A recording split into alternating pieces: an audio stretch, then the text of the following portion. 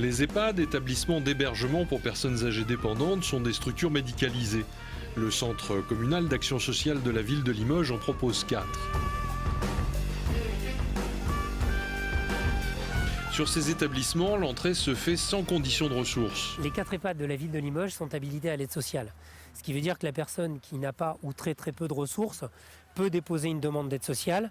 Et c'est le département, via l'ensemble de la solidarité, qui vont subvenir aux frais de séjour. Pour être accueilli en EHPAD, il faut avoir au moins 60 ans et avoir besoin de soins et d'aide au quotidien pour les actes de la vie courante. Plus l'on vieillit, plus l'on a de besoins. Et quand le maintien à domicile n'est plus possible, il faut effectivement se tourner vers des structures adaptées. Parmi les moments qui donnent le tempo à la vie en EHPAD, il y a les repas. Des précautions particulières sont prises. Quand on est âgé, on a des besoins nutritionnels qui sont plus importants que quand on est adulte, contrairement à toutes les idées reçues.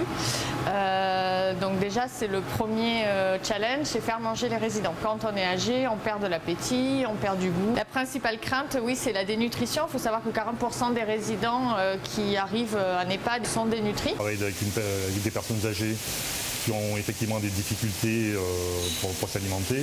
Des gens qui sont avec des textures hachées, des textures mixées, des goûts alimentaires. Les matières premières, forcément, on les a comme partout dans n'importe quel restaurant existant aujourd'hui.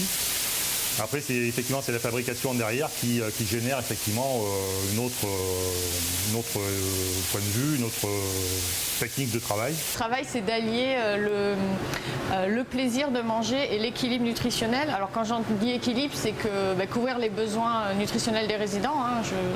Le tout, c'est de préserver aussi le plaisir de manger. Donc le cuisinier est là aussi pour bien cuisiner, que c'est du goût, que visuellement ce soit beau, que ça sente bon. Alors dans la prise en charge des personnes dépendantes, ce qui a évolué, alors d'abord la dépendance physique est quand même majeure au regard du maintien à domicile qui est maintenu sur le long terme. Et autre chose qu'on n'avait pas il y a une vingtaine d'années, ce sont les troubles d'ordre psychiatrique, puisque les malades psychiatriques étaient des gens qui ne vieillissaient peu ou pas il y a quelques années, qui maintenant vieillissent. Il n'y a pas de structures qui leur sont dédiées, donc ils arrivent en EHPAD. Ce qui fait qu'en EHPAD, la population d'aujourd'hui est extrêmement hétérogène. Ça va de quasiment avant 60 ans jusqu'à plus de 100, donc en fait on héberge 3 générations différentes, donc avec des besoins différents, des attentes différentes, d'où le métier d'animateur qui devient de plus en plus difficile parce qu'il faut s'adapter à toute cette palette et à ce nuancier de troubles divers et variés. Au-delà de la prestation d'hôtellerie, en fonction de l'état général du patient, différentes activités sont proposées, comme au PASA. Alors le PASA, c'est le pôle d'activité spécifique adapté pour maintenir certaines connaissances ou acquérir effectivement d'autres types de capacités qui leur permet effectivement de pouvoir garder des connaissances anciennes et récupérer certains automatismes.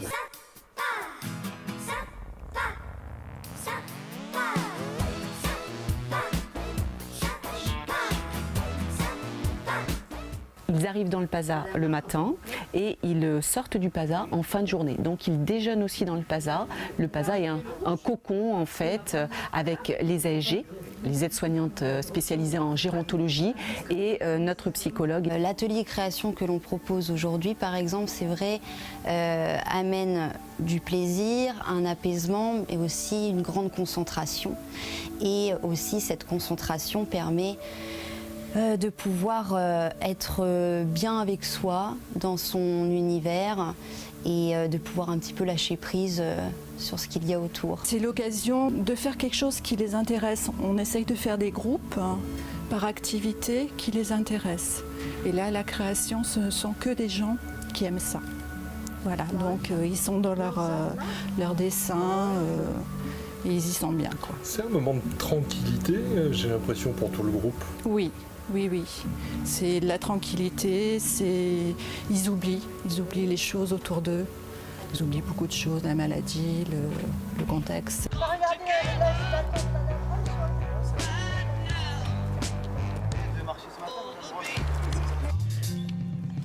On va être à la recherche d'autonomie, donc l'autonomie pour les déplacements, eh bien on travaille donc le mercredi ensemble et le vendredi matin. Ils ont 2 séances par semaine. C'est important pour vous cette promenade? Ah oui. Pourquoi? Oh, pour plusieurs choses. D'abord parce qu'on n'est pas dans la maison, il fait beau, on sort, et parce que monsieur est très aimable. Ça me fait bien marcher les jambes et la respiration, et j'aime bien l'air. J'aime bien me promener. C'est une question de dosage, puisque là on est dans de l'activité adaptée, on est avec des personnes fragiles, avec des personnes qui sont dépendantes, donc qui ont des pathologies. Donc oui, il faut tout le temps adapter la séance par rapport à leur pathologie et à leur forme du moment.